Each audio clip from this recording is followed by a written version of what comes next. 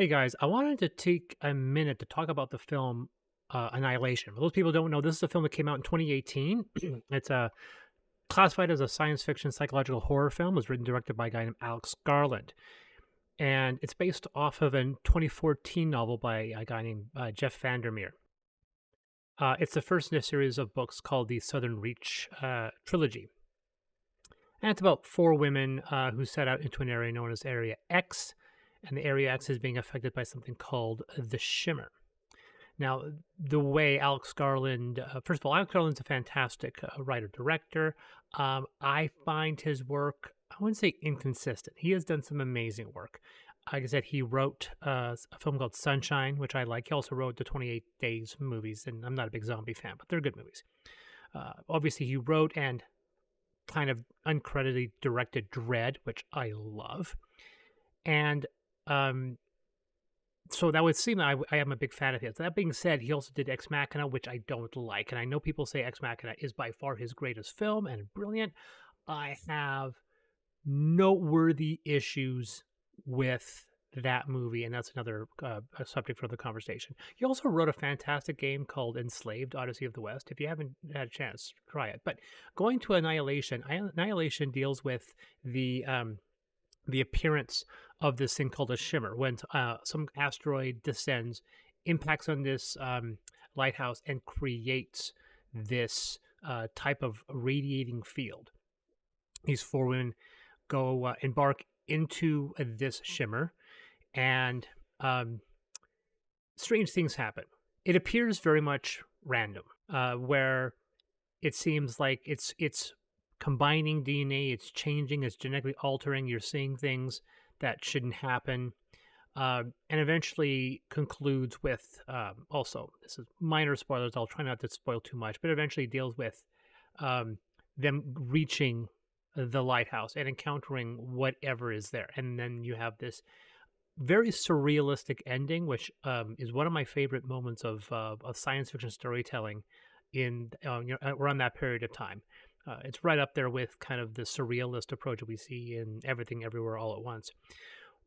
But when there is a kind of debrief, because this whole film is basically someone retelling the events of what happened. The entire is told.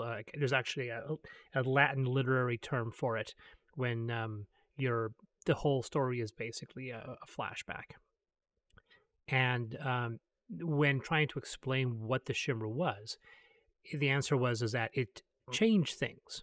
It makes new things, and there might not be a motivation behind it.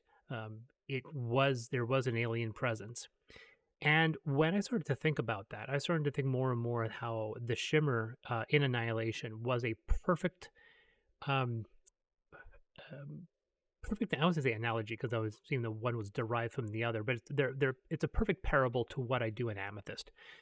Amethyst is a fantasy setting where the world is drenched in this in magic. It's a magical field, but they call it something called the EDF, the Enchantment Disrupted Field, because we do apply a lot of science fiction to Amethyst. And there's a little snide comment I'm making in Revelations where the difference between fantasy and science fiction is that science fiction generally has to explain itself, while fantasy does not. Fantasy can have inconsistencies in its setting because it's fantasy, whereas science fiction has to explain things, which is the reason why sometimes I say Amethyst is more science fiction, because I endeavor to explain things, even things that don't make any sense. And magic, that generates this thing called an EDF. And EDF and magic are basically the same thing, but magic is very much considered to be what we harness and what we control. We use magic to enchant swords, to make spells, to create life. But EDF, which is this radiant field of radiation, the only thing you can call it, is also magic. It's this ambient magic that sits around it, and it's radiated from this star that's just sitting off the lunar crest. And I actually finally kind of determined that it has a range of about 10 million kilometers, so it perfectly encapsulates the Earth. And I also say it only seems to radiate from living beings, which is the reason why there's no EDF in space, but it seems to impact on the Earth and radiate from that. But when I thought about it more and more, I realized that, yeah, the shimmer and the EDF are effectively the same thing. I go a little further than that. But the idea, the fact that if you watch Annihilation and you imagine that the Southern Reach outpost at the beginning of the story is a bastion, and the shimmer represents the outside world, and the barricade of the shimmer would in fact be the barrier of a physical barrier built by a bastion to prevent that shimmer from radiating into the real world. And of course, like the movie, it doesn't seem to work. They can't seem to stop its advancement. So when we're dealing with this shimmer, so when these four or five characters, exit the Southern Region, enter the shimmer, that's very much like a Tekken group entering the world of magic, of fantasy, the world outside the bastions and Amethyst. And they encounter a lot of the same things that you could feasibly encounter. Strange creatures like the fawns and so forth. Plants that seem to be genetically combined with other plants. A gator that has rows of shark teeth, for example, and being some kind of weird genetic hybrid. Although we don't have those specific monsters per se, but we have stated as soon as far back as the first book that that's exactly what happens. It creates creatures, it makes new things, and in some situations, sometimes it creates an intelligent being, like with the Kodiaks.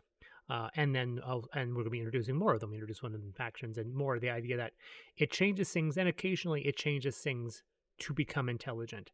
But at the same time, it's also turning intelligent things into monsters, which is what it does to the Fae. It evolves them, it creates monsters out of them.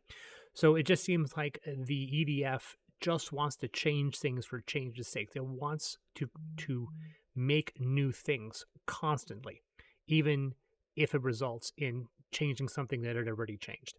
It's not about destroying, it's about creating. Now, of course, the shimmer doesn't do what EDF does, and that is it does not disrupt technology like the shimmer does. That being said, it kind of does. If you remember, in Annihilation, their communication, their transmissions can't get outside of the shimmer, so their transmissions are being blocked and being disrupted. That is in Amethyst, exactly what happens in Amethyst. But of course, we go a little further, and our shimmer, our EDF, also messes with gravity and so forth. So you get weird occurrences, and there. But if you're watching Annihilation and you're watching this weird surrealist experience of these characters walking through this terrain, that is almost exactly what it would be like Tekken characters to venture into the magical world. You see stuff like that. You encounter monsters like that. The other big difference, of course, is in my setting, my shimmer has encompassed the entire planet. And as a result, it's also lasted a lot longer, because by the time the main story begins, this field has 500 years and a lot of stuff has happened. But of course, before people wonder about the comparisons and so forth, remember that Annihilation is a 2018 film based on a 2014 novel, and Amethyst was a role-playing game that was conceived in 2001, published in 2008. So before you think that I'm ripping off Annihilation, obviously that's not happening. I'm not jealous, and I don't think they ripped me off. Obviously not, but I do appreciate the creativity of Jeff Vandermeer and Alex Garland in creating this, and by pure coincidence, creating something that I can use to properly communicate what happens. But if someone comes down later and says, "Hey, this EDF is exactly like the shimmer from Annihilation," always make a point of reminding, yeah, it's just funny that Amethyst came out about, it depends on how you look at it, anywhere from 5 to 12 years before the original novel came out. So I think I got them by that. But it's a very interesting. So if you guys are playing Amethyst or you're interested, curious about Amethyst, you want to know what the experience is like, yeah, watch the film Annihilation and imagine that these four characters are Tekkens, and when they cross the shimmer, they're leaving their bastion to enter the world of magic for the first time. And what they encountered is not too far off from what happens outside of like the very last ending, where they do reach the lighthouse and they encounter kind of the source of these things. In mine, I don't have an entity per se. I do in a way with the being Amethyst, except Amethyst doesn't physically manifest. And on top of that, um, the source of my shimmer is, of course, this gate in space and not a lighthouse on the ground. That being said, I can definitely see the appeal of doing that. I think in retrospect, considering that the black gate is on Earth, it would have been an interesting thing to have the white gate um, on Earth as well. But I did like the idea of having it in space. It was put in space because it was inspired by an image I saw, and that was about it. But I'm running off the topic again. If you had a chance, please watch Annihilation. It's a great movie, and if you're looking for inspiration about how to run a Tekken game, give it a whirl. Anyway, this has been Chris from Deus Ex Machina.